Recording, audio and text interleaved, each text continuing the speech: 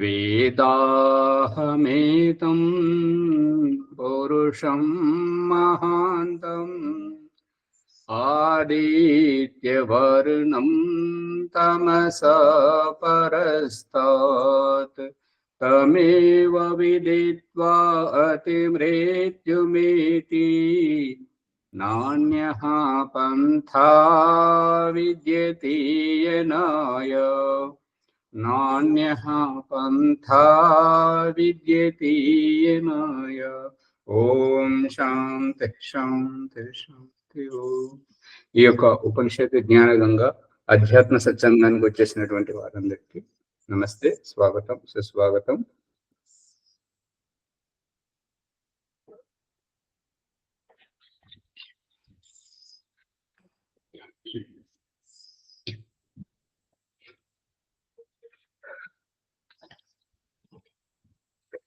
ఆ యొక్క అబుదాబి నుంచి మహేశ్వరమ్మ గారు అడుగుతున్నారు ఏంటంటే, ఈ యొక్క శరీరానికి అష్టచక్రాలకు సంబంధం ఏమిటి, శరీరంలో ఈ అష్టచక్రాలు ఏ విధంగా ఉన్నాయి, వాటితోటి ఆత్మ ఏ రకంగా ఉన్నది అనేటువంటి అభిప్రాయాన్ని పరుస్తున్నారు.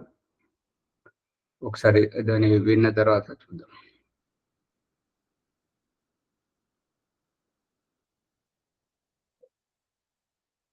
ఓం నమస్తే ఆచార్యజీ. ఇవాళ సత్సంగంలో మీరు చెప్పారు ఆచార్యజీ, ఇది నా క్వశ్చన్, ఇది కరెక్టో లేదో నాకు అర్థం కావడం లేదు ఆచార్యజీ. మరి నాకు ఏదో సందేహంగా ఉంది ఆచార్యజీ.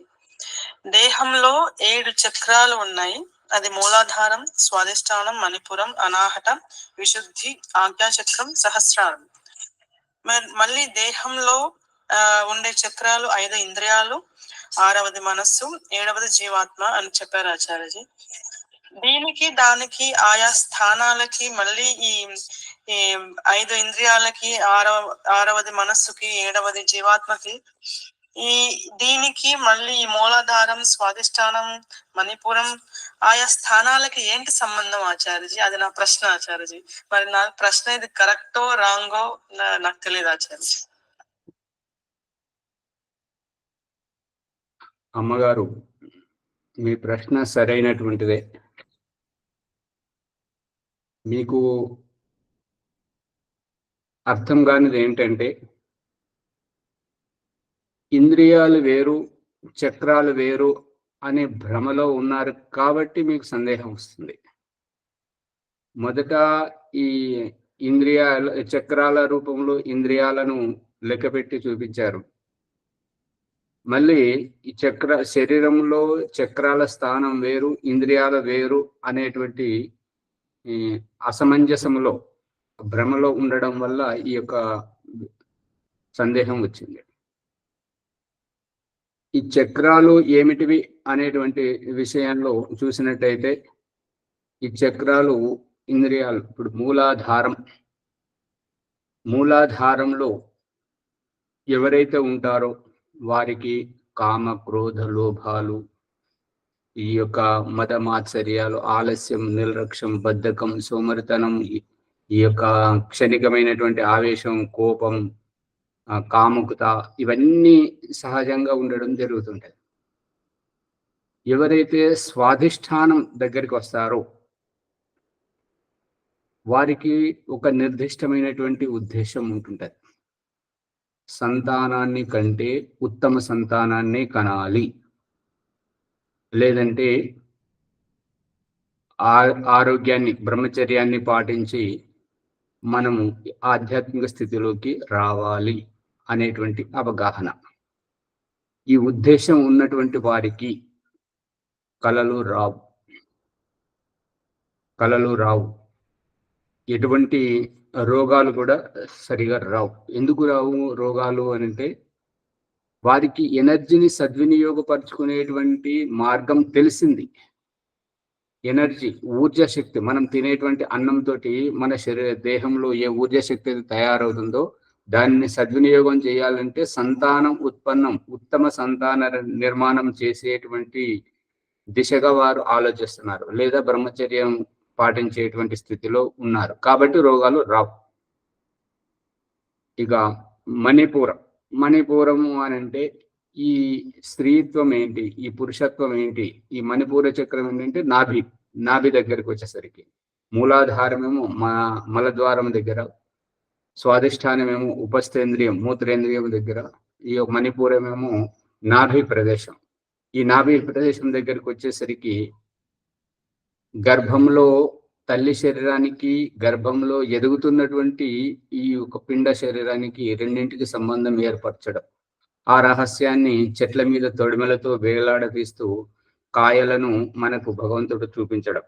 ఈ రకంగా ఈ స్త్రీత్వం ఏంటి, ఈ పురుషత్వం ఏంటి, ఈ నపుంసకత్వం ఏంటి, ఈ పశుత్వం పక్షి ఈ తత్వం ఏంటి అనేటువంటి ఆలోచన వైవిధ్యంగా జన్మను తరించేటువంటి రూపకంగా ఈ జన్మ యొక్క రహస్యం, ఈ యొక్క కనపడేటువంటి దేహ రూపం, ఈ జన్మ రూపం ఇది నాశనం అవ్వడానికేనా, దీని వల్ల ఏమి ప్రయోజనం లేదా, ఈ యొక్క శారీరక సంబంధం వల్ల ఏమి ఉపయోగం లేదా, అయితే నేను పుట్టింది ఎందుకు, నేను పుట్టడం ఏమిటి, చావడం ఏంటి, చావవరికి పుట్టుక ఎవరికి, ఎవరు పుడుతున్నారు, ఎవరు చేస్తున్నారు అనేటువంటి ఈ రహస్యాన్ని విడమర్చి తెలుసుకోవడం. ఇక ఆ తర్వాత అనాహత అంటే హృదయం, రెండు పక్కటెముకల మధ్యలో ఉదరం పైన కంఠం క్రింది భాగంలో ఆ పక్కటెముకల మధ్యలో ఒక ఈ యొక్క ఎవరు రాజసేవకుల దగ్గర ఉండేటువంటి ఈటే పరిచయ యొక్క ముఖం వలె ఎముకను కూడా భగవంతుడు విడిగా తీసి చూపించాడు. ఆ యొక్క హృదయ స్థానాన్ని మనం గుర్తుపెట్టుకోవాలని చెప్పేసి ఋషి మహర్షులందరూ ఈ మెడలో వేసుకునేటువంటి స్త్రీలు మంగళసూత్రం కానివ్వండి, ఇంకేదైనా గొలుసు ధారణ చేసినప్పుడు దాని మణిభాగం, మణిబంధం అనేటువంటిది ఈ యొక్క ఆ గొలుసుల యొక్క ముఖ్యమైనటువంటి భాగం ఈ యొక్క హృదయ స్థానంలో వేలాడదీస్తూ మనకు చూపిస్తున్నారు. ఈ హృదయ స్థానం దగ్గరికి రావడం, ఒకరిని ఒకరు అర్థం చేసుకోవడం, అదే భార్యాభర్తల సంబంధమే కావచ్చు, తల్లి కొడుకుల సంబంధమే కావచ్చు, తండ్రి కూతుర్ల సంబంధమే కావచ్చు, ఈ యొక్క స్నేహితుల సంబంధమే కావచ్చు, పెంపుడు జంతువులకు దగ్గర స్వామి సేవకుల మధ్యనే కావచ్చు. ఈ ప్రేమ భావం, ఒకరినికొకరు అర్థం చేసుకోవడం, ఆశ్రయం ఇవ్వడం, ఆదాన ప్రదానం చేసుకునేటువంటి ప్రేమతత్వం, ఈ ప్రేమతత్వం. అందుకే ఇక్కడ పరమాత్మ ఆత్మ పరమాత్మ ఈ వీరిద్దరి యొక్క ముఖ పరిచయం, కలయిక, ఇక బహిర్గతంగా మన జన్మ దృష్టికోణంతో చూసినట్టయితే సాక్షాత్కారం అనేటువంటి హృదయ భాగంలోనే జరుగుతుంటుంది. ఇక్కడ భగవంతుడు యజుర్వేదంలో చెప్పబడింది ఏంటంటే ప్రేమ భావం, ఒకరి పట్ల ఇంకొకరు ప్రేమ భావం అర్థం చేసుకోవడం.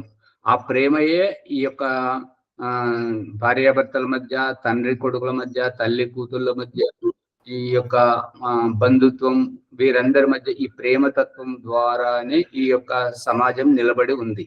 అందు గురించి ఆత్మనః ప్రతికూలాన్ని పరేషాంన సమాచరేతు, మనము ఇతరుల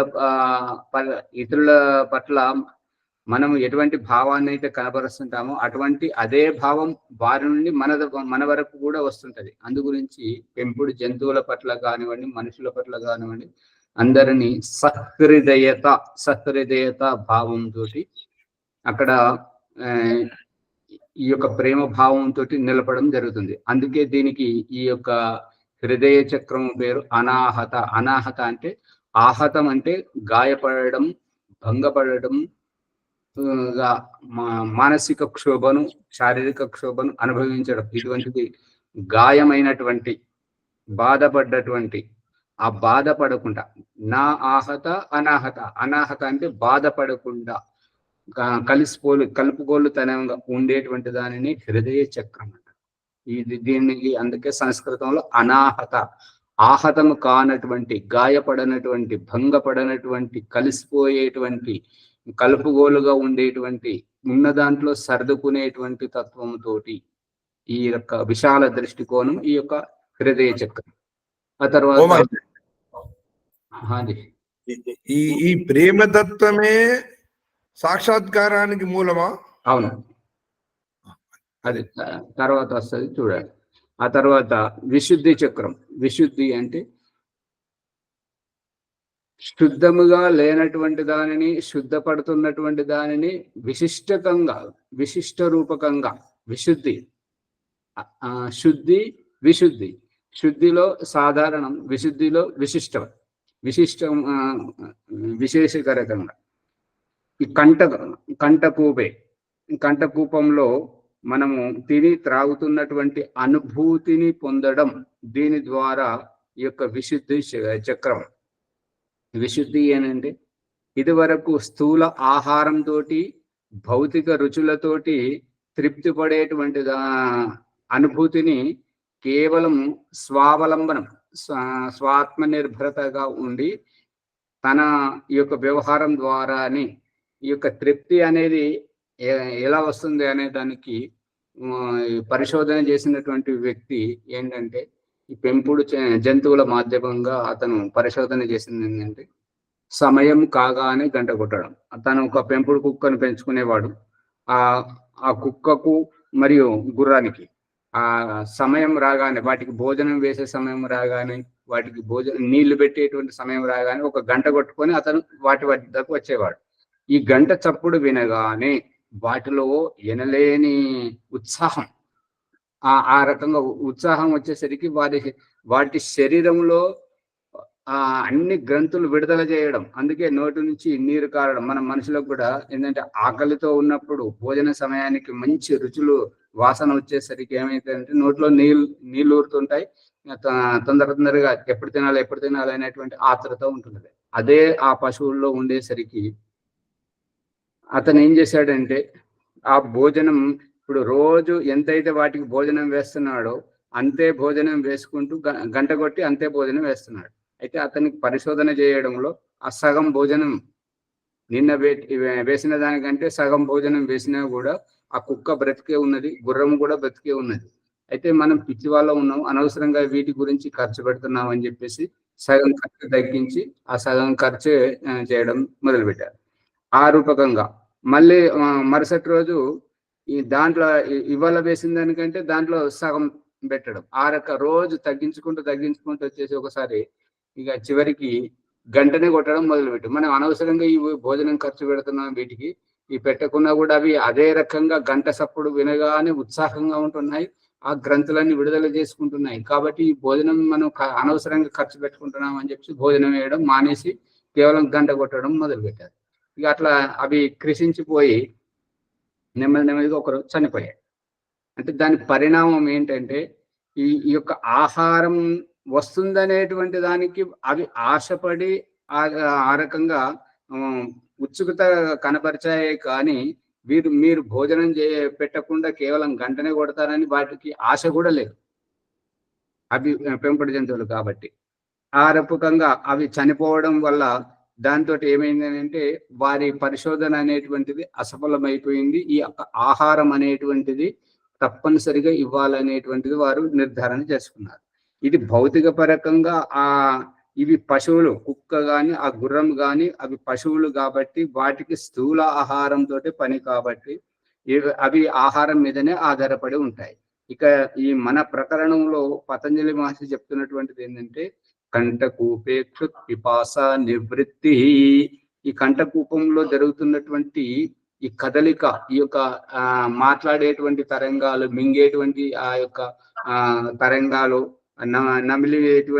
మింగేటువంటి ఆ యొక్క వాటి మీద ధ్యాస పెట్టినట్టయితే మనకు ఈ భోజనం యొక్క తృప్తి లభిస్తుంటది అనేటువంటిది. మనం పశువులం కాదు కాబట్టి, పశువులకు ఈ యొక్క ఆధ్యాత్మిక జ్ఞానం లేదు కాబట్టి, మనం యోగ సాధన చేస్తున్నాం కాబట్టి ఈ స్థూలమైనటువంటి ఆహారం తిన్నట్టయితే మలమూత్రాలు తయారవుతాయి కాబట్టి ఆ మలమూత్ర విసర్జన చేసి మళ్ళీ సమాధిలోకి వచ్చేసరికి సమాధి కుదరడానికి మరికొంత సమయం పడుతుంది. కాబట్టి ఈ విఘ్నం వస్తుంది కనుక ఈ యొక్క భోజనం అనేటువంటిది చేయకపోతే మేలు. అందుకని పతంజలి మహర్షి చెప్తున్నటువంటిది, వ్యాస మహర్షి చెప్తున్నటువంటిది ఏంటంటే, అపుభక్షో వాయుభక్ష. లో ఉండేటువంటి తేమ శాతమే మరియు వాయువునే పీల్చుకొని ఉండగలిగేటువంటి సామర్థ్యము అభ్యాసం ద్వారా ఈ యొక్క తృప్తి అనేటువంటిది కలుగుతుంటది. కాబట్టి భోజనానికి దేహానికి ఏ లోటు ఉండదు. భోజనానికి ఈ సమయానికి వాయు భక్షణము మరియు నీరు ఇక ద్రవ పదార్థాన్ని సేవిస్తున్నారు కాబట్టి వారికి స్థూలాహారం యొక్క అవసరం లేదు. కాబట్టి స్థూలాహారం తీసుకున్నందువల్ల మలమూత్రాలు తయారు కావట్లేదు. మలమూత్రాలు తయారు కాకపోవడం వల్ల సమాధిలోంచి మనం లేచి వచ్చేటువంటి విఘ్నం అనేటువంటిది లేదు. తద్వారా వారి సాధన సఫలమవుతుంది, సాక్షాత్కారం అవుతుంది, జీవనముక్తిని పొందడం కూడా జరుగుతుంది. ఈ విధంగా ఉపకారం ఉన్నది కాబట్టి ఈ యొక్క ఆ స్థూల ఆహారం అవసరం లేదు. ఈ విశుద్ధి ఏమిటి అని అంటే శుద్ధి అనేటువంటిది సాత్వికమైనటువంటిది. విశుద్ధి అనేటువంటిది ఏంటిదంటే ఈ దేహము నాది, నేను దేహమును కాదు. అంటే ఈ వాహనము నాది, వాహనమును నేను కాదు. వాహనమును నేను తీసుకెళ్తున్నానా, వాహనం నన్ను తీసుకెళ్తుందా? యాత్ర చేసే వాహనాన్ని నేను తీసుకెళ్తున్నా, వాహనము నేను తీసుకెళ్తున్నా, వాహనాన్ని నేను తీసుకుపోతున్నది ఎంత నిజమో వాహనం కూడా నన్ను తీసుకుపోతుంది. ఇందాక ఆత్మనిరీక్షణ ప్రకరణంలో ముని గారు ఏమంటున్నారంటే నేను ఎవరు అనేటువంటి ప్రసంగం ఎంత ముఖ్యమో, నువ్వు ఉంటేనే నేనున్నాను, నేను ఉండాలంటే నువ్వు ఉండాల్సిందే అనేటువంటిది ఎంత నిజమో ఇక్కడ కూడా వాహనాన్ని మనం తీసుకుపోతున్నామని మనం ఎట్లయితే అనుకుంటున్నామో వాహనం కూడా మనల్ని తీసుకుపోతుంది కదా. ఆ కోణం నుంచి ఎందుకు చూడట్లేదు? నడిస్తేనే కదా డ్రైవర్. ఇక్కడ నేను వాహనం తీసుకుపోతున్నా యథార్థమే, వాహనం నన్ను తీసుకుపోతే యథార్థమే, కానీ అది జడ పదార్థం, నేను చేతుల పదార్థం కదా, వాహనం తీసుకుపోవడానికి వీల్లేదు. అది తీసుకుపోవడానికి దానిలో చైతన్య స్ఫూర్తిని నడిపించేది మీరే నడిపిస్తున్నారు కదా. దానిలో తీసుకుపోతున్నప్పుడు అది తన మీద కూర్చుండబెట్టుకొని తీసుకుపోతుందా లేదా? తీసుకుపోతుంది. అందుకని మనం ఒక కోణం నుండే చూస్తుంటాం, ఇంకో కోణం నుంచి చూడట్లేదు. అవును, వాహనమును మనం తీసుకుపోయేది ఎంత నిజమో వాహనం కూడా మనల్ని తీసుకుపోయేది అంతే నిజం. అవునవును. ఇది పరాధీనతలో అయితే తెలుస్తుంది. వేరే బస్సులో ఎక్కిపోయేటప్పుడు డ్రైవర్ బస్సును తీసుకుపోతుంటే బస్సులో మనం పోతున్నాం అనేటువంటిది మనకు తెలుస్తుంటది. అప్పుడు అయితే బస్సులో పోతున్నాం అంటున్నాం. కానీ మనం నడిపించుకుంటూ పోయేటప్పుడు మనం బండి తీసుకుపోతున్నాం, కానీ బండి మనల్ని ఎక్కడ పెట్టిపోతుంది చెప్పండి? బండి కూడా మనల్ని తీసుకుపోతుంది కదా, తీసుకెళ్తుంది కదా. కాకపోతే జడం కాబట్టి ఏదైనా తేడా వచ్చినప్పుడు సరి చేసుకోవాల్సింది దేహాన్ని ఆత్మ సరి చేసినట్టు వాహనాన్ని డ్రైవర్ సరి చేసుకోవటం. అందు గురించి ఇది రెండు వైపుల నుంచి ఉంటుంటది. మనం వాహనాన్ని తీసుకుపోతున్నాం, వాహనం మనల్ని తీసుకుపోతుంది. అందు గురించి ఈ యొక్క విశుద్ధి చక్రంలో ఏంటంటే ఈ యొక్క భోజనం అనేటువంటిది దేహానికి, ఈ యొక్క ఆత్మకు కావాల్సింది తృప్తి. ఈ యొక్క భోజన స్థూలాహారం మానేయడానికి కారణం ఏంటంటే ఆత్మకు కావాల్సింది తృప్తి, భోజనం కావాల్సింది దేహానికి. దేహమే నేను కానప్పుడు ఈ భోజనమే నేను తిననప్పుడు నాకు ఆ భోజనం ద్వారా, ఆ పదార్థాల ద్వారా తృప్తి ఒక్కటే నేను పడాలి. కాబట్టి ఇక్కడ పతంజలి మహర్షి యొక్క సూత్రం యొక్క ఉద్దేశం ఈ యొక్క మింగేటప్పుడు ఈ కంఠం యొక్క కదలికలతోటి తృప్తి అనేటువంటిది అనుభూతి పొందడం ఈ యొక్క ఆత్మకు. అందు గురించి భోజనం మానేపించడం. ఈ యొక్క యోగ సాధకులు ఇప్పుడు ఈ ఆశ్రమాలలో ఇది అంత కొంతవరకు అయితే ఇది నాటకమే. యథార్థం ఏంటంటే వారు స్వతఃస్ఫూర్తిగా పొందినప్పుడు యోగ సాధనలో నిమగ్నమైనప్పుడు వారికి భోజనం యొక్క ధ్యాసే ఉండదు. ప్రతి దాంట్లో వారు తృప్తి పడుతున్నప్పుడు భోజనం చేయాల్సినటువంటి అవసరమే లేదు. దేహం గురించి ప్రయాసపడుతున్నప్పుడు, దేహాన్ని చూసుకుంటున్నప్పుడు భోజనం తప్పనిసరి అవసరం. ఈ యోగ సాధన సఫలీభూతం అవుతుంటే భోజనం యొక్క అవసరం ఉండదు, భోజనం వైపు ధ్యాస ఉండదు. ఈ భౌతిక వ్యవహారం వైపుకు, భౌతిక సంబంధాల వైపుకు, భౌతిక ఆడంబరాల వైపుకు ఈ యొక్క మన ధ్యాసే ఉండదు.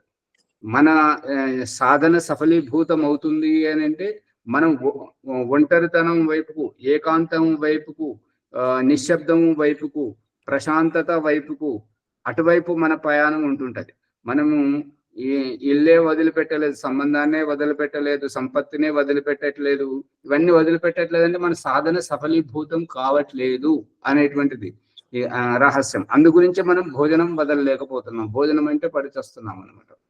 ఈ యొక్క భోజనము కంట కూపేక్షు పిపాస నివృత్తి సాధనమయంగా ఎవరైతే ఉంటుంటారో వారికి ఈ యొక్క ఆశ్రమాలలో ప్రశిక్షణ ఇస్తున్నటువంటి గురువు చెప్తుంటది ఏంటంటే, నువ్వు భోజనం తీసుకో,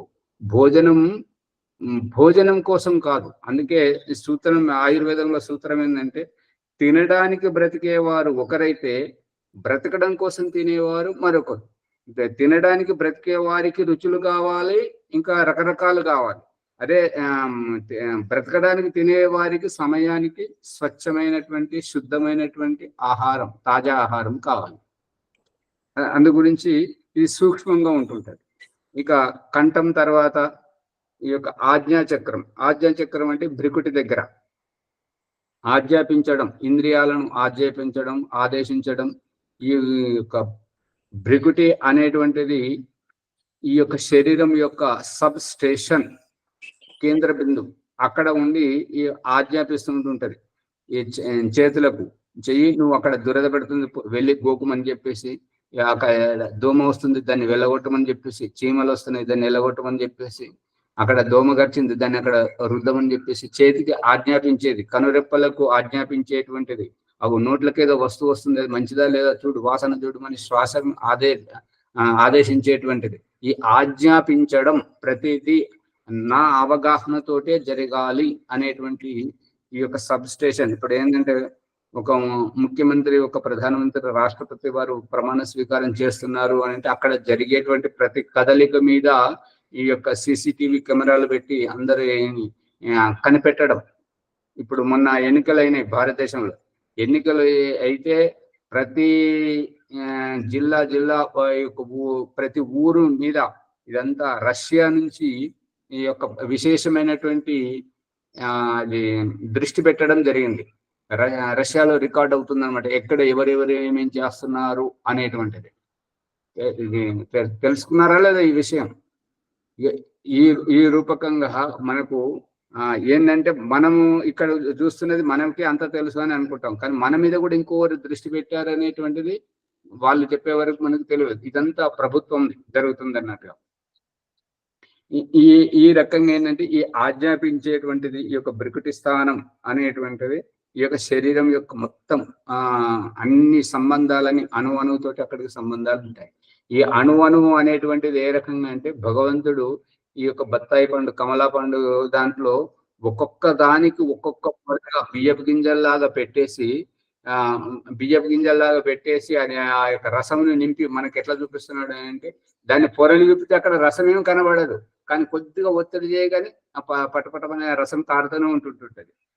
ఆ రూపకంగా ఈ యొక్క బత్తాయి పండ్లు, కమలా పండ్లు, నారింజ పండ్లు, మరియు ఈ మామిడి పండు, అరటి పండు, ఇది ఒక్కొక్క రకంగా ప్రతిదానికి నింపుతూ ఉన్నట్టుగానే మన శరీరం యొక్క మాంస కణము అన్నింటితోటి ముడిపడి సంబంధం ఉంటుంటది. కాబట్టి అన్నింటినీ తన నియంత్రణలో ఉంచుకోవడం ద్వారా ఎక్కడ ఏ అవసరం వచ్చినా తను నిర్దేశించి చూపిస్తుంటది. కాబట్టి దానిని ఆజ్ఞాచక్రం అనడం. ఇక చివరికి సహస్రార చక్రం. సహస్రార చక్రం సూర్యుని యొక్క 7 రంగుల కిరణాల లోపల నీలిరంగు కిరణంతో మన శరీరంలోకి అది ఆ యొక్క పరమేశ్వరుని నుండి నేరుగా ఆ నీలిరంగు కిరణంతో ఎవరైతే ప్రత్యేకంగా యోగ సాధన చేస్తుంటారో వారికి ఊర్జ శక్తి అనేటువంటిది వస్తుంటది. ఆ ఊర్జ శక్తి ద్వారా రోగ నిరోధక శక్తి పెరుగుతుంటుంటది. ఇది రోగాలు దూరం అయ్యేటువంటిది. దీనిని వీడియో కూడా తయారు చేయడం జరిగింది. ఇదివరకు జరుగుతున్నటువంటి ప్రకరణంలో వీడియో ద్వారా చూపించడం కూడా జరిగింది. అధ్యాత్మ గ్రూప్ లో పెట్టడం జరిగింది, మీరు చూశారు. అందు గురించి ఈ యొక్క నీలిరంగు కిరణం ఏ రకంగా అది ఆ సూర్యుని నుండి వచ్చి మన దేహంలో ప్రభావితం చేస్తుంటది, ఏ రకంగా రోగాలను నివారణ చేస్తుంటది అనేటువంటి దానికి ఈ యొక్క సహస్రార చక్రం. భగవంతుని నుండి ఏ సందేశం వచ్చినా ఏదొచ్చినా కూడా ఈ సహస్రార చక్రం ద్వారానే లోపలికి వస్తూ ఉంటుంటది. ఈ యొక్క దేహం నుంచి ఆత్మ బయటకు వెళ్ళాలన్నా, పరకా ప్రవేశం చేయాలన్నా, ఈ ముక్తిని పొందాలన్నా ఈ యొక్క సహస్రార చక్రం, ఈ యొక్క బ్రహ్మరంధ్రం గుండానే ఈ యొక్క ఆత్మ అనేటువంటిది బయటకు వెళ్ళడం జరుగుతుంది. ఈ యొక్క ఆత్మ బయటకు వెళ్ళడం మరియు లోపలికి రావడం ఇది వచ్చిపోయేటువంటి దారి కాబట్టి ఆ దారిలోనే భగవంతుడు ఈ యొక్క బ్రహ్మరంధ్రంలోనే ఈ యొక్క హృదయ స్థానం ఉంటుంటది, విశిష్టమైనటువంటి హృదయ స్థానం. అక్కడ పరమాత్ముడు ఉంటుంటాడు. అందుగురించి ఆ రహస్యాన్ని మనం పట్టుకోవాలని పరిశోధన చేసినటువంటి ఋషి మహర్షులందరూ ఈ యొక్క వ్యాపార సంస్థలలో ద్వారం దగ్గర యజమానుడు కూర్చోనేటువంటి దాన్ని కనిపెట్టడం జరిగింది. ఇక గ్రాహకులందరూ వస్తూ పోతూ ఉన్నట్టుగా ఆ రకంగా చూపించడం. అందుగురించి ఈ యొక్క బ్రహ్మరంధ్రంలో పరమేశ్వరుని యొక్క స్థానం ఉంది. అది మీకు వీడియో ద్వారా చూపించడం జరిగింది. మస్తిష్కాన్ని విడివిడి భాగాలు చేసి చూపెట్టడం జరిగింది. తద్వారా ఆ యొక్క హృదయ స్థానం ఏమంటే ఇంగ్లీష్ లో హిపోథెల్మాస్ అని ఉంటుంటది. అది మస్తిష్కం యొక్క ముఖ్య భాగం. అక్కడ పరమాత్మ ఉంటుంటాడు. ఆ పక్క నుంచి ఈ యొక్క బ్రహ్మరంధ్రం గుండా కిందికి జీవాత్మ కిందికి రావడం, పైకి వెళ్ళడం అనేటువంటిది పరకాయ ప్రవేశంలో చేసినప్పుడు ఆ రకంగా జరుగుతూ ఉంటుంటది. ఈ రకంగా మూలాధారం, మా స్వాధిష్టానం, మణిపూరం, అనాహత, విశుద్ధి, ఆజ్ఞ, సహస్రారం, ఇవి 7 చక్రాలు. ఈ యొక్క 7 చక్రాలు 8వది ఈ యొక్క దేహానికి బయట ఉండేటువంటిది, ఈ యొక్క సర్వవ్యాపకంగా ఏ ఆధారం లేకుండా ఉండేటువంటిది. అది ఖం బ్రహ్మ సర్వత్ర. ఖం బ్రహ్మ. ఖం అంటే వ్యాపకంగా ఉండేటువంటి తత్వం. ఈ దేహంలో ఉండేటువంటిది ఒక ఏంటంటే పశువులకు దొడ్డి లాంటిది, పక్షులకు గూటి లాంటిది, ఆ ఎలుకలకు ఉడతలకు బొయారం లాంటిది. ఈ యొక్క పింజరం లాంటిది దేహం. ఈ దేహానికి బయట ఈ దేహం ఒక పింజరం అయితే, ఒక గూడైతే, దీనికి బయట ఉండేటువంటిది ఖం బ్రహ్మ పునాతు సర్వత్ర. ఖం అనేటువంటి వ్యాపక పరమేశ్వరుడు దేహానికి బయట అనే విశాలమైన క్షేత్రం ఉన్నది కాబట్టి ఈ పింజరం నుంచి బయటకు రావడం. అందుగురించే ఈ రహస్యాన్ని మనకు చూపించడానికి ఈ యొక్క భగవంతుడు మన దగ్గరికి పెంపుడు జంతువులను పంపించి ఈ నెమళ్ళను గాని, కోళ్ళను గాని, ఈ యొక్క కుక్కలు గాని, ఆవులను గాని, వాటికి గూడు, పశువుల దొడ్డి, పక్షులకు గూడు, కుక్కలకు చిన్నగా వాటికి పడేంత ఏర్పాటు చేసి రాత్రి బంధించి పొద్దున విడిచిపెట్టడం. మనం ఏమనుకుంటున్నాం అంటే మనం వాటికి సేవ చేస్తున్నాం అనుకుంటున్నాం. కానీ భగవంతుడు చూపిస్తున్నటువంటిది ఏంటంటే, నువ్వు ఈ దేహంలో ఉన్నంత వరకు నువ్వు కూడా ఇలా బంధించబడ్డావు. ఎప్పుడైతే నువ్వు జీవన్ముక్తిని పొందుతుంటావో ఈ పశువులను నువ్వు విడిచిపెడుతున్నట్టుగానే నేను నిన్ను ఈ దేహం నుంచి విడిచిపెడతాను, నీకు ముక్తిని ప్రసాదిస్తుంటాను అనేటువంటి రహస్యాన్ని దాని వెనుక మనకు చూపిస్తున్నాడు. అందుకే ఈ పెంపుడు జంతువులను సాకడం, పెంపుడు జంతువులు మన దగ్గర ఉండడం, వాటిని మనం కావాలనుకున్నప్పుడు బంధించడం, వాటిని స్వేచ్ఛ కల్పిస్తున్నప్పుడు ఆహారం కోసం వెళ్ళడానికి రాత్రి బంధించడం, పొద్దున విడిచిపెట్టడం, రాత్రి చీకటిగా వస్తున్నది కాబట్టి, అసురక్షితంగా ఉంటది కాబట్టి బంధించడం. ఈ యొక్క జీవాత్మ అజ్ఞానంతో ఉన్నది కాబట్టి దేహంలో బంధించడం, ఈ దేహం ద్వారా జ్ఞానం పొందింది కాబట్టి విడిచిపెట్టడం. కనబడుతుందా?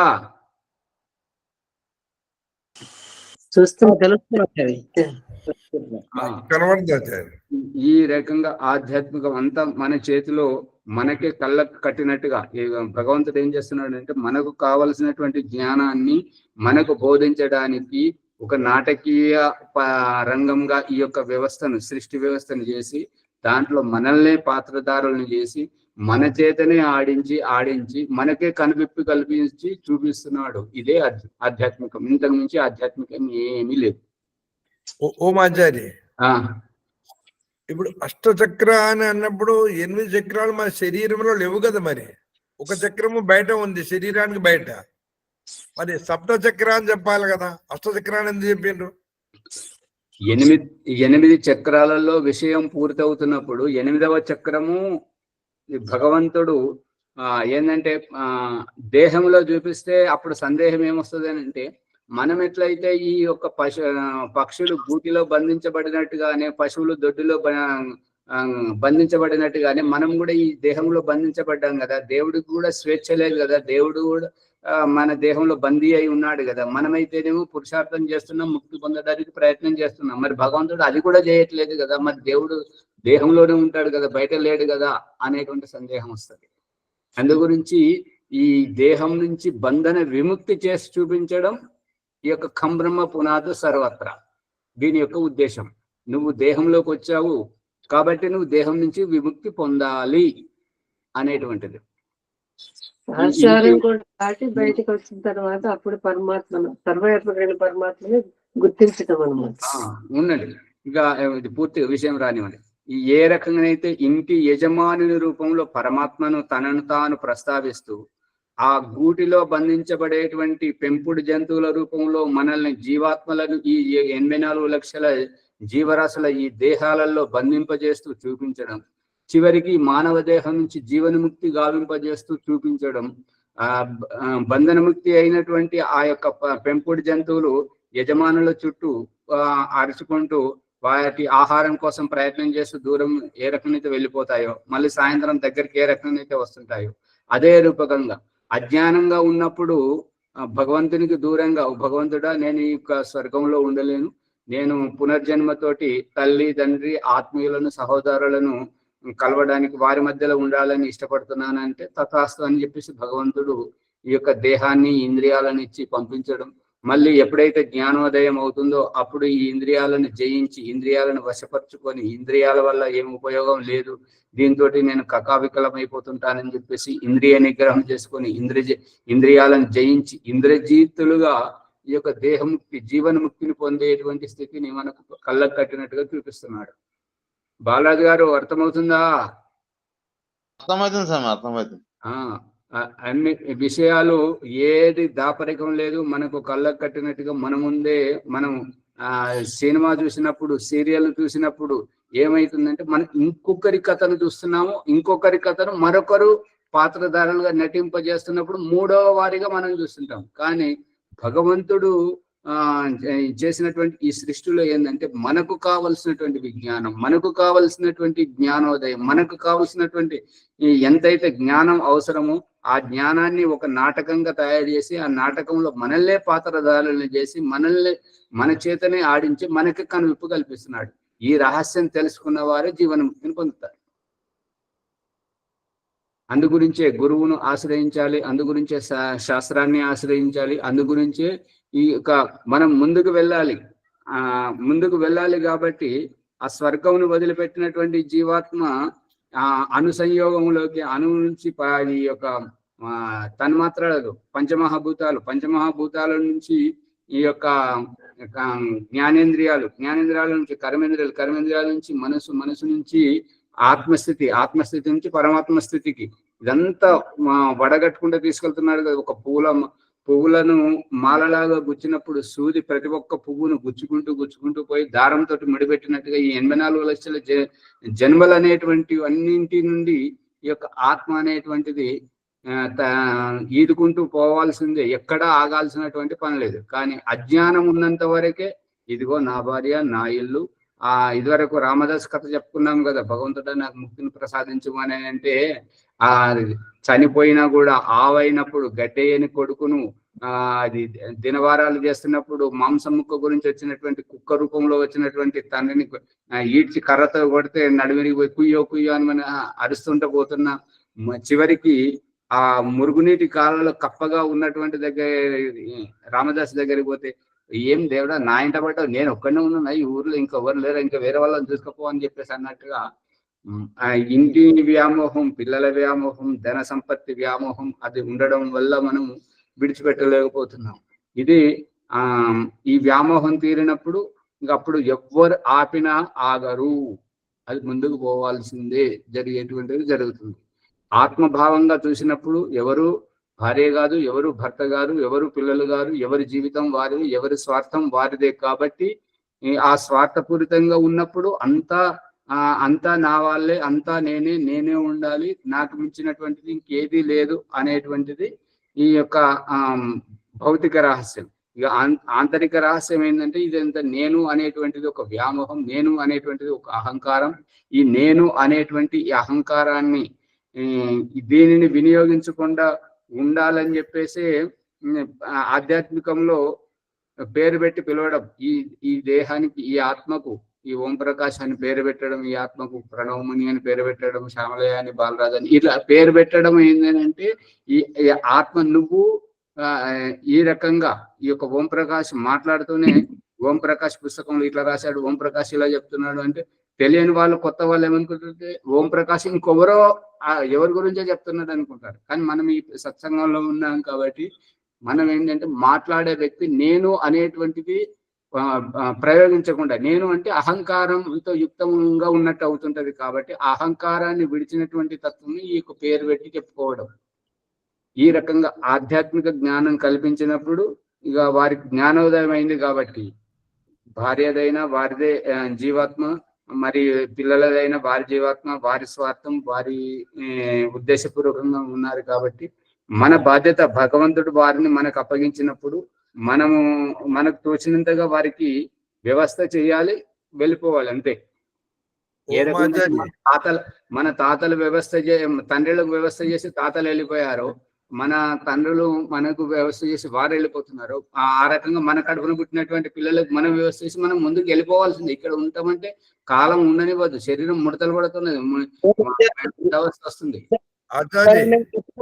నీ ఆత్మని నువ్వు ధరించుకో, అంతే, ఎవరి ఆత్మకు వారిది అంతే.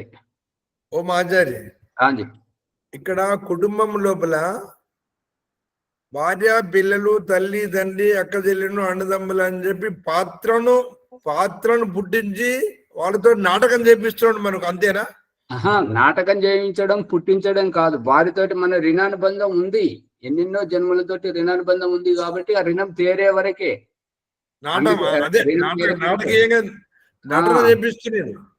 ఇంకా పూర్తిగా మేల్కొనటువంటి వారు అవసరాన్ని బట్టి ఇట్లా తొంగి చూస్తారు. ఉదాహరణకు ఈ జయమ్మ గారు ఏంటంటే ప్రణవముని గారు ఉన్నప్పుడు మాత్రమే ఆన్లైన్ లోకి వస్తారు, వారు లేనప్పుడు రానే రారు. అంటే వారి దగ్గర ఫోన్ ఉన్నది, అవకాశం ఉన్నది, రావచ్చు, కానీ రారు. అంటే వారికి ఇంకా జ్ఞానోదయం పూర్తిగా కలగలేదు అనేది ఇది మనకు అనిపిస్తుంది అనమాట. ఎందుకంటే అది తొంగి చూడడమే, అవసరాన్ని బట్టి. వెలుగుతుందా జ్ఞానోదయం? అమ్మగారు, జయమ్మ గారు, సెల్లులో చూడడం రావాలి ఆచార్య. ఇంకా సెల్ ఫోన్ కొనుక్కున్నారు కదా, అన్ని వేల రూపాయలు పెట్టి ఆ సెల్ ఫోన్ కొనుక్కున్నారు, నడిపించలేకపోతే ఎట్లా? ఇది అందు గురించి ప్రతి ఒక్కరు జ్ఞానోదయం అవ్వడం గురించి.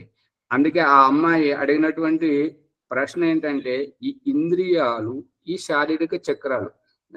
అమ్మ మహేశ్వరమ్మ గారు, దయానంద సరస్వతి ఆ హఠయోగ ప్రదీపిక లాంటి ఆ యొక్క అవైదిక పుస్తకాలను చూసినప్పుడు ఈ యొక్క నాభి చక్రం మన శరీరంలో ఏ రకంగానైతే ఉందో, నాభి ఏ రకంగానైతే గుండ్రగా కనబడుతుందో అటువంటి చక్రాలు మన దేహంలో ఉన్నాయని చెప్పేసి ఆ పుస్తకంలో రాసినప్పుడు, అవునా ఇదెంతవరకు సత్యం చూద్దామని చెప్పేసి చనిపోయిన శవాన్ని చీల్చి చూసినప్పుడు దాంట్లో ఎటువంటి చక్రాలు కనబడలేదు. కాబట్టి అబద్ధం చెప్పారు, కాబట్టి ప్రజలను మోసగిస్తున్నారు, కాబట్టి ఆ శవంతో పాటే అటువంటి భ్రాంతియుక్తమైనటువంటి వ్రాతలు రాసినటువంటి ఆ పుస్తకాన్ని కూడా చించి అదే నదిలో పడేశాడు.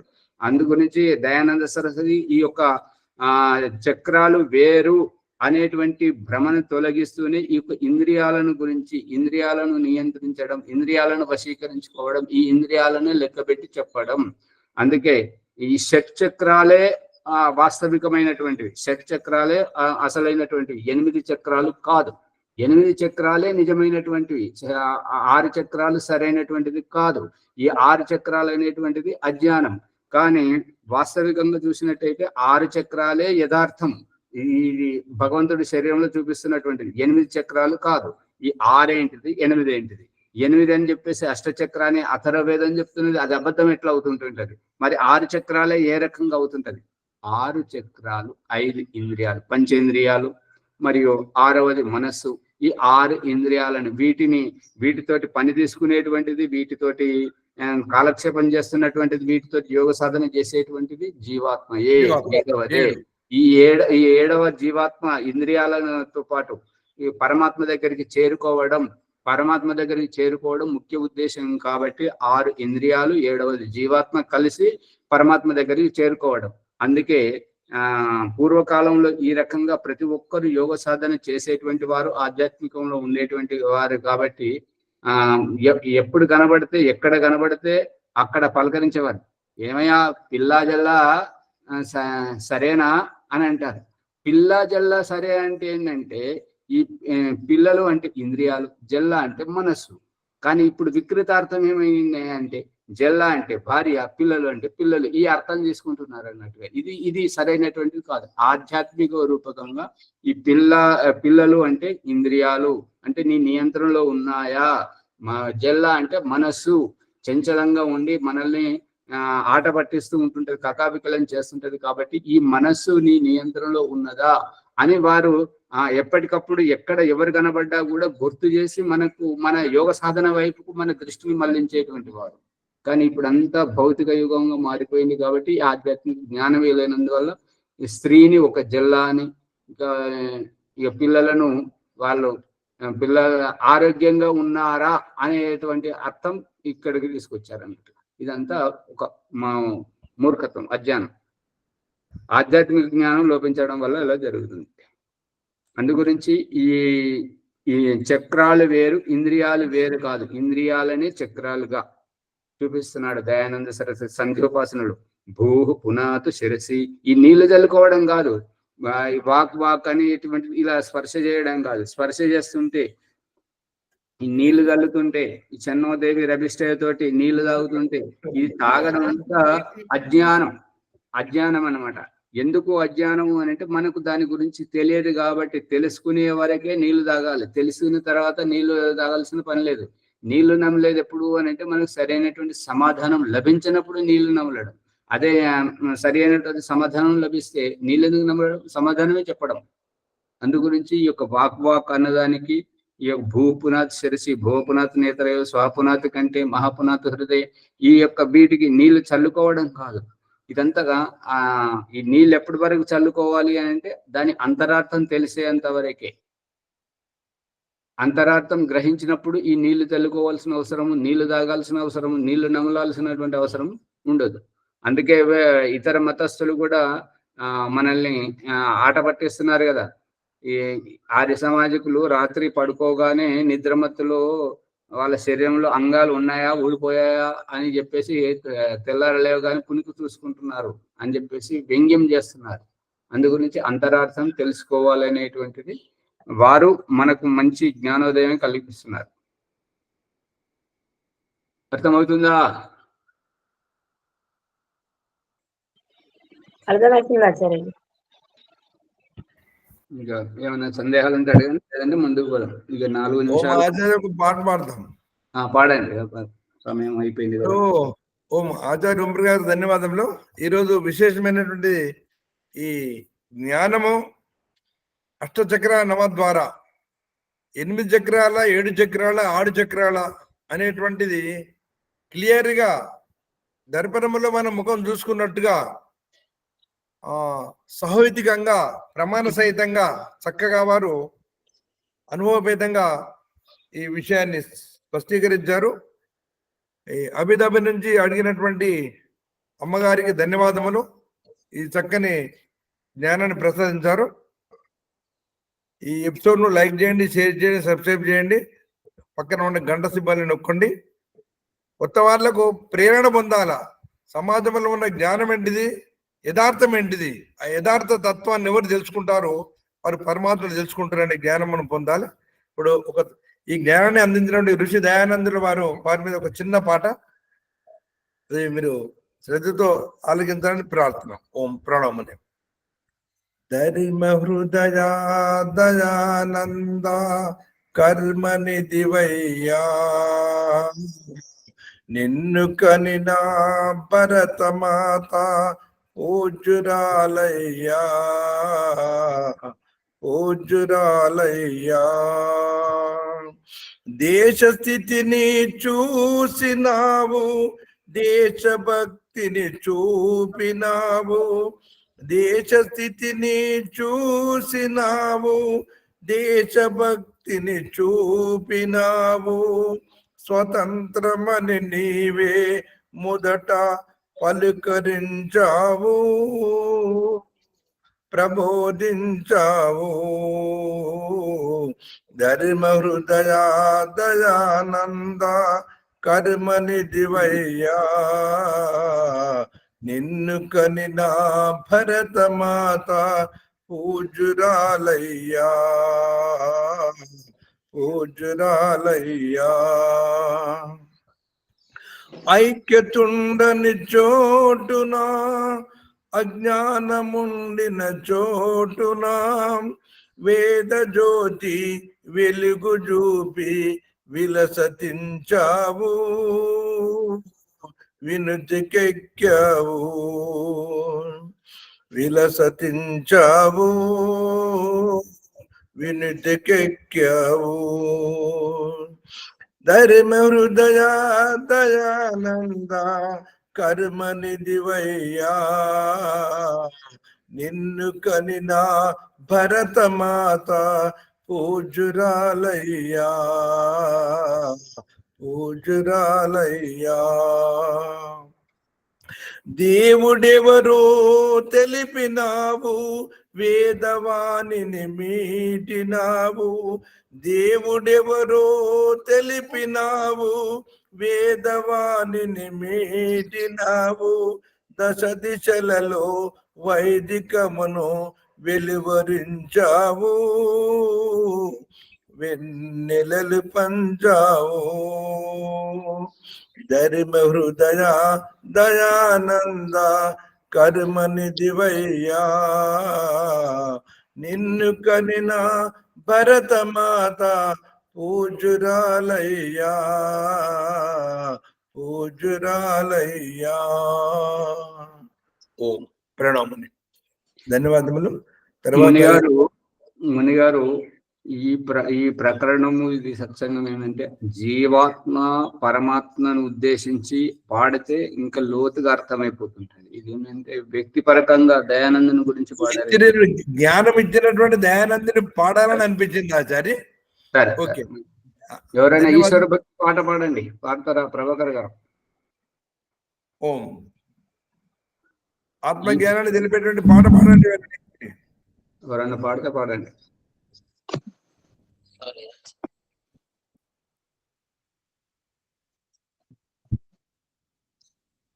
పాడుతున్నారా? పాడుతున్నా. పాడండి. ఈశ్వర భక్తి గేయంలో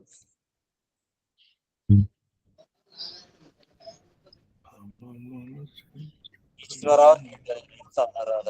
పాట. ఈశ్వరా నీ దయా ఇంత నరాదయా, ఈశ్వరా నీ దయా ఇంత నరాదయా.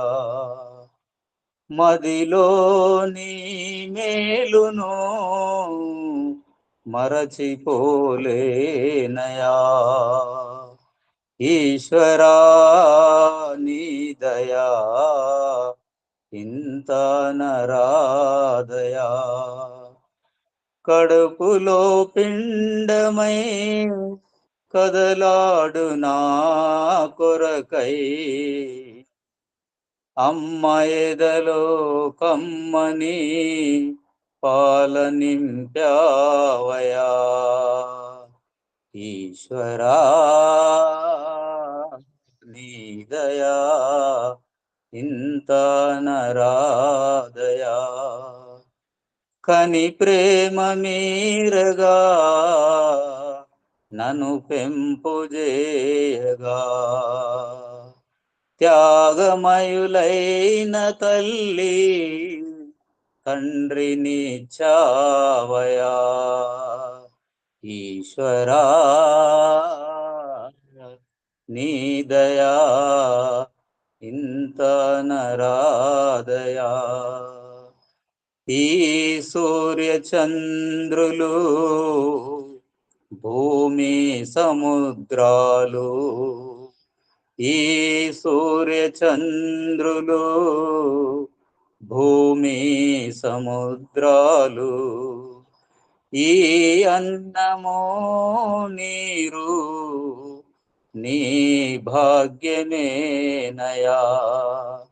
ఈ అన్నము నీరు నీ భాగ్యమేనయా. ఈశ్వరా నీ దయా ఇంత నరాదయా. ఈ ఇంద్రియములు ఇంద్రియ సుఖములు, ఈ ఇంద్రియములు ఇంద్రియ సుఖములు, ఈ దేహమే మనసు నీ దయయేనయా. ఈ దేహమే మనసు నీ దయయేనయా. ఈశ్వరా నీ దయా ఇంత నరాదయా. ఆధారమే లేని ఆధేయమే దయా. ఆధారమే లేని ఆధేయమే దయా. నా జీవనాధారం ప్రణవేశ నీవయా. నా జీవనాధారం ప్రణవేశ నీవయా. ఈశ్వరా నీ దయా ఇంత నరాదయా. ఈశ్వరా నీ దయా ఇంత నరాదయా. చాలా అద్భుతం, చాలా బాగా పాడారు. రాసిన వాళ్ళు కూడా చాలా బాగా అద్భుతంగా రాశారు. చిన్న తప్పు ఇక్కడ ఉంది. కడుపులో పిండమై కదలాడు నా కొరకై, కడుపులో పిండమై కదలాడు నా కొరకై. నువ్వు ఎవరు? నువ్వు ఎవరు? పిండం కదులుతున్నప్పుడు, నా కొరకు పిండం కదులుతున్నప్పుడు నువ్వు ఎవరు? ఇది సవరించలేకపోయాడు. మిగతా అంతా బాగుంది. చాలా అర్థమైందా ముని గారు? పట్టుకున్నారా అమ్మగారు? అది కడుపులో పిండమై కదలాడు నా కొరకై. పరమాత్మనే అతను. నీవు ఎవరంటే పరమాత్మ. అక్కడ ఏం సవరించాలి? సవరించాల్సింది ఏంటంటే కదులుతున్న నేను అనేది ఉండాలి. కడుపులో పిండమై కదిలిస్తున్న నన్ను అని ఉండాలి. ఆ ఆత్మనే పాడుతుంది కదా. ఈ పాట పాడేది ఎవరు అంటే జీవాత్మ ద్వారా. ఆ చరణం మళ్ళా పాడండి ఒకసారి. కడుపులో పిండమై కదలాడు నా కొరకై, అమ్మయద కమ్మని పాలనింపవయా. ఈశ్వరాని దయా కడుపులో పిండమై, కడుపులో పిండం ఉంటుంది, కదలాడు నా కొరకై. నా కొరకు. అక్కడ అతనే పాటలో ఏమున్నది? నీ కొరకు ఉందా? లేదు, నా కొరకనే ఉంది. నా కొరకే అని పాడాను. నా కొరకు అంటే ఇంతకు నేనెవరు? అంటే నా కొరకై అంటే అది మళ్ళీ వేదవీణలో ఉన్నది పాట చూడండి. వేదవీణలో ఉన్నది పాట చూడండి. ధన్యవాదాలు గారు.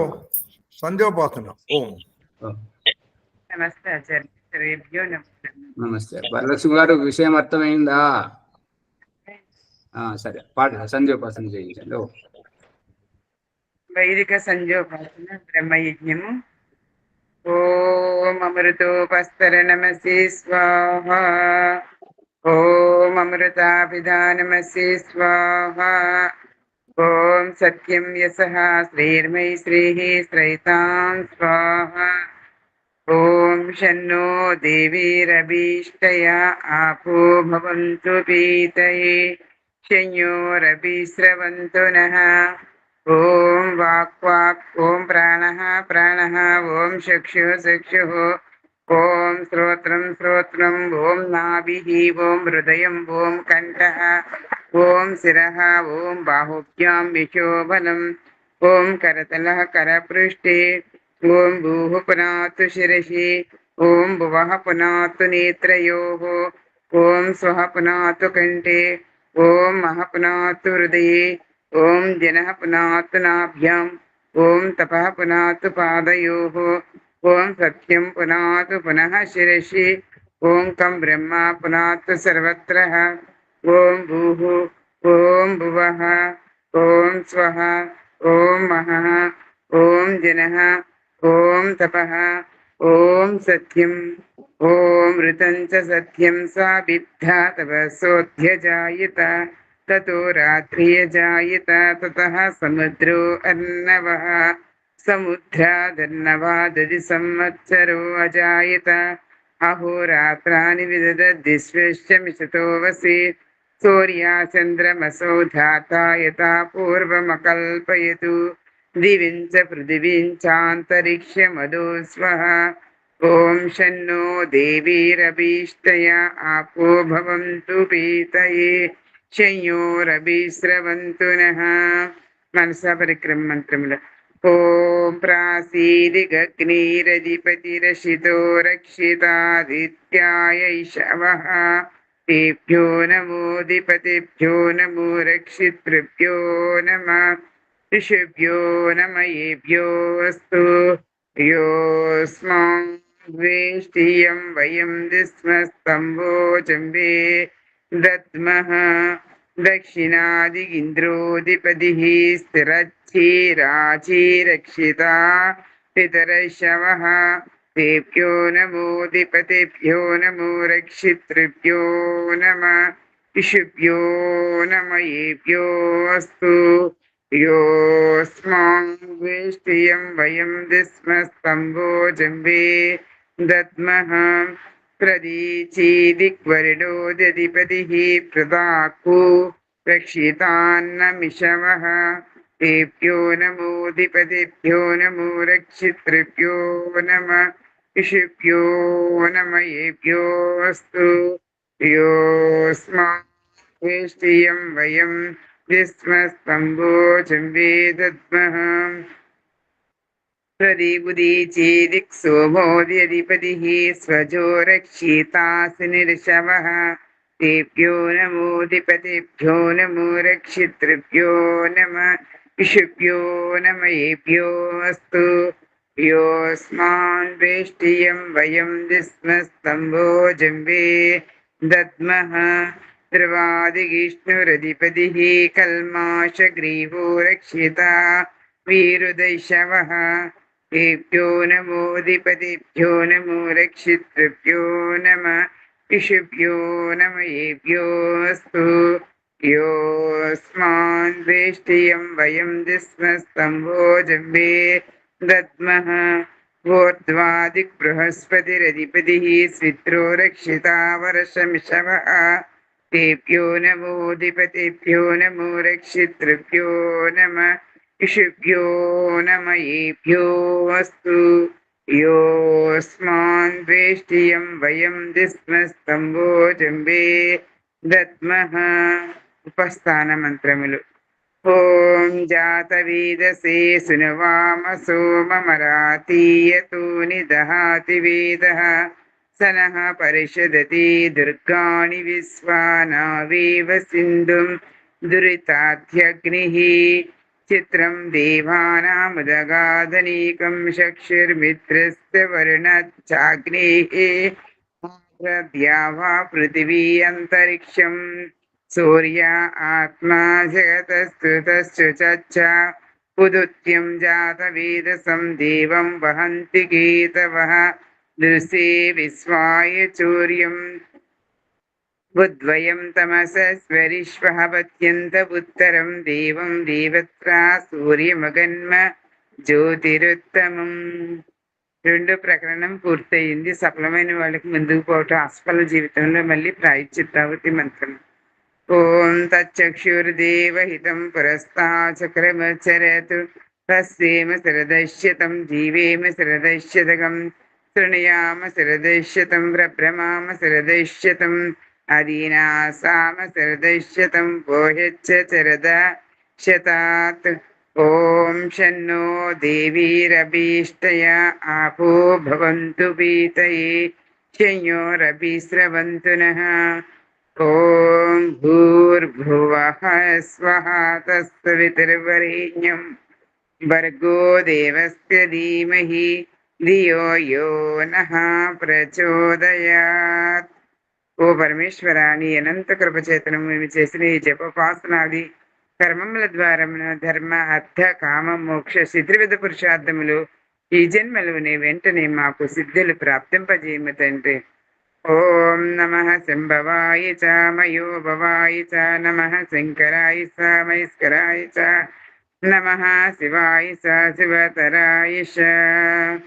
ఓం శాంతి శాంతి శాంతి. ఈ ఎపిసోడ్ లైక్ చేయండి, షేర్ చేయండి, సబ్స్క్రైబ్ చేయండి, 1-2 సార్లు వినండి, కామెంట్లు పెట్టండి. ఏదైనా తప్పుంటే అది మళ్ళీ పంపించండి. ఏదైనా సమాధానం చేపిస్తారో ఆచార్య గారు. ధన్యవాదాలు. నమస్తే ఆచార్య, ధన్యవాదాలు. నరసింహాచారి గారు